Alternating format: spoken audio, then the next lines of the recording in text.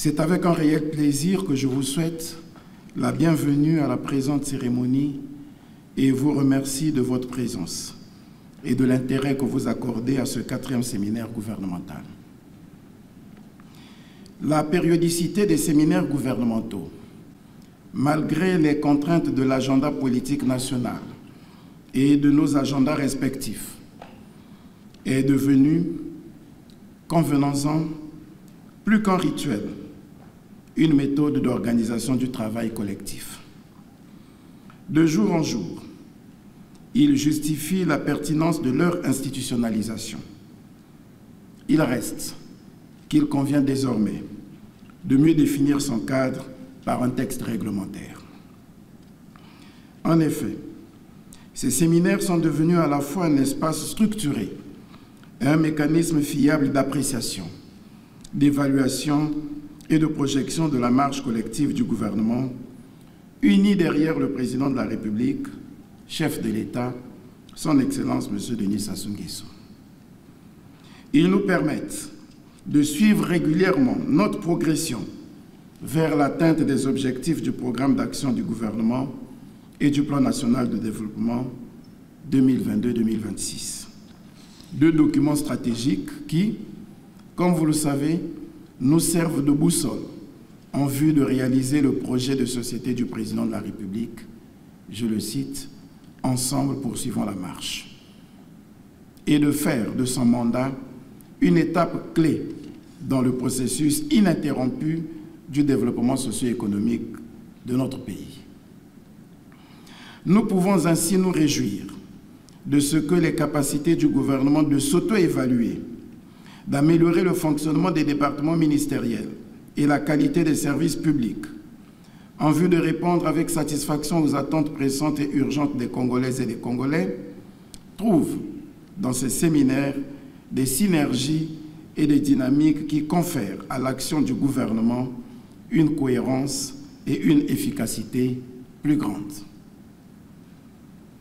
Messieurs les ministres d'État, Mesdames et Messieurs les ministres, Mesdames et Messieurs les représentants des agences du système des Nations Unies, Monsieur le secrétaire général du gouvernement, distingués invités, Mesdames et Messieurs. Notre 4e séminaire a pour thème, je cite, « La réforme de l'État au cœur de la gouvernance publique pour garantir la mise en œuvre du plan national de développement ». Fin de citation. Il se tient dans un contexte national assez particulier, en ce sens qu'il s'agit du premier séminaire depuis le lancement effectif en janvier 2022 du PND 2022-2026 après son adoption par les deux chambres du Parlement et coïncide jour pour jour, vous vous en doutez, avec l'installation de l'équipe gouvernementale. Une année déjà, cela mérite un regard rétrospectif sur ce que nous avons fait, de façon à envisager les améliorations nécessaires pour maximiser les résultats individuels et collectifs. Au terme des 12 premiers mois d'exercice du gouvernement, il est question pour nous d'esquisser un bilan d'étape des 12 batailles que nous avons engagées ensemble afin de mettre en œuvre le projet de société du président de la République, chef de l'État. Ainsi, des interrogations toutes légitimes peuvent se poser. Qu'est-ce qui a été fait? Quelle en est la portée sur le plan des besoins et du quotidien des populations? Que nous reste-t-il encore à accomplir? Dans quelle mesure ces réformes pourraient-elles constituer de véritables leviers dans et à travers les dispositions et actions gouvernementales? Il est vrai qu'en 12 mois, des résultats probants ont été enregistrés par le gouvernement dans chacun des ministères, et ce, dans un contexte national et international marqué par des crises économiques, financières, sanitaires et sécuritaires. Sans être exhaustif et sans esprit d'autosatisfaction, on peut citer, entre autres, le rétablissement de la confiance des partenaires bilatéraux et des institutions de Bretton Woods, comme en témoigne l'accompagnement des pays amis dans le processus de négociation avec le Fonds monétaire international qui a abouti au mois de janvier 2022 à la conclusion de l'accord sur la facilité élargie de crédit. Le changement qualitatif du statut de la dette congolaise, qui est devenu soutenable, certes, grâce à l'évolution favorable des cours du pétrole, mais aussi et surtout grâce à l'amélioration de notre gouvernance et aux efforts quasiment sacrificiels que fait notre pays pour honorer ses engagements financiers extérieurs. L'achèvement des travaux des hôpitaux généraux de Djiri à Brazzaville et de Ngoyo à Pointe-Noire. La tenue du dialogue social avec les syndicats et le recours permanent au dialogue pour la résolution des multiples revendications légitimes de toutes les composantes de la société. La poursuite de l'intégration des jeunes cadres dans la fonction publique. Le paiement désormais régulier des pensions de retraite. La mise en chantier d'un projet de l'Université publique de Pointe-Noire.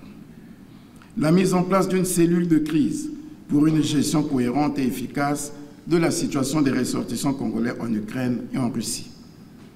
La mise en place d'une cellule de veille pour contrôler la flambée des prix des denrées alimentaires à la suite de la situation en Ukraine. Le déploiement d'une diplomatie économique efficace.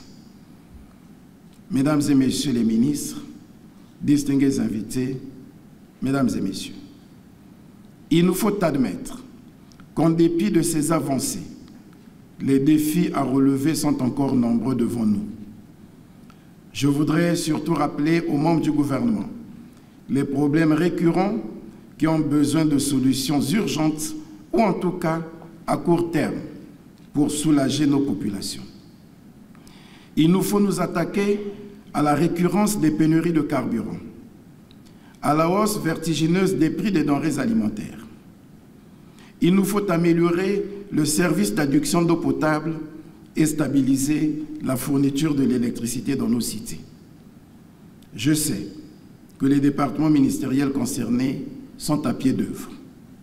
Mais plus vite nous aurons les résultats, mieux ça vaudra pour nos compatriotes dont nous mesurons parfaitement l'impatience. Mesdames et messieurs les ministres, distingués invités, chers amis, la note conceptuelle qui vous est parvenue donne des indications claires sur la place particulière de la réforme de l'État dans la panoplie des réformes que nous devons mener d'ici à l'horizon 2026. Il est vrai qu'à cette échéance, les réformes ne s'arrêteront pas et peut-être même que toutes ne seront pas conduites à leur terme. Mais, d'ores et déjà, je voudrais réaffirmer notre ambition commune de remodeler le visage de l'État congolais en engageant l'action du gouvernement dans des réformes hardies, des réformes nécessaires à la transformation du Congo et susceptibles d'accélérer notre course au développement, comme nous enjoint le président de la République. Ces réformes deviennent impératives afin d'asseoir une armure institutionnelle qui soit de nature à garantir la sécurité du pays sur tous les fronts, au regard des défis multiformes qui se superposent d'année en année et dont la plupart nous sont imposés de l'extérieur, sur tous les plans, économiques, financiers, sanitaires, sécuritaires, alimentaires, environnemental, climatique, culturel, moral, spirituel, et j'en passe. Il est donc question pour nous de procéder à une priorisation des réformes urgentes à engager et convenir de celles à impact rapide et celles à effet catalytique, lesquelles sont à mettre en œuvre à court et moyen terme. Au nombre de ces réformes urgentes, nous pouvons retenir les réformes nécessaires pour le basculement effectif du budget des moyens vers le budget programme, les réformes nécessaires pour l'amélioration de la qualité des services publics tels que l'éducation, la santé, l'eau, l'électricité, le transport en commun, les réformes nécessaires pour promouvoir le secteur privé, les partenariats publics-privés et pour réduire la vulnérabilité de notre économie face au choc extérieur. Les réformes nécessaires pour accroître l'attractivité des investissements directs étrangers. La digitalisation comme outil pour promouvoir le secteur privé et l'attractivité des investissements directs étrangers. Distingués invités, Mesdames et Messieurs, devant les risques de remise en cause de l'ordre mondial dans plusieurs domaines, ces réformes doivent nous amener à avoir un Congo fort, doté d'une administration publique organisée, résiliente, présente sur toute l'étendue du territoire national, disposant de moyens humains et matériels adéquats, afin qu'au moindre défi, une riposte appropriée soit déployée, de préférence avec nos moyens propres. En d'autres termes, nos institutions ont vraiment besoin de se remettre en cause pour accélérer notre marche collective indépendante et autonome vers le développement socio-économique. Je me réjouis, et nous pouvons en être fiers, d'avoir au cours de ce séminaire un modérateur et un conférencier de très haut niveau, avec une riche expérience dans la gestion de l'État et dont il nous faut capitaliser l'apport. C'est sur cette exhortation que je déclare ouverts les travaux du 4e séminaire gouvernemental et vous remercie de votre attention.